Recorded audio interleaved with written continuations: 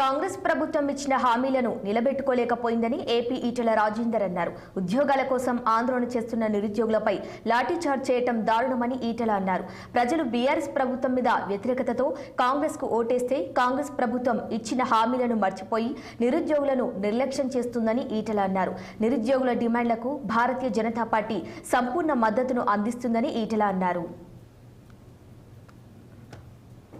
విద్యార్థి లోకానికి చదువుకున్న యువతకి ఈ 6 నెలల కాలంలోనే ఈ ప్రభుత్వం మీద ఒక అసహ్యం కలిగింది.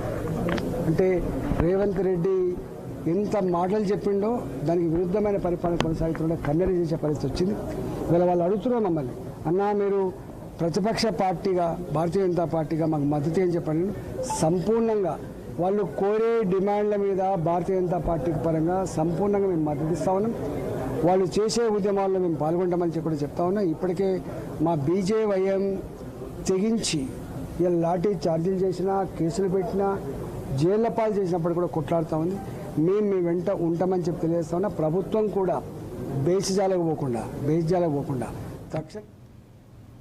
భద్రాద్రి కొత్తగూడెం జిల్లాలో వ్యవసాయ శాఖ మంత్రి తుమ్మల నాగేశ్వర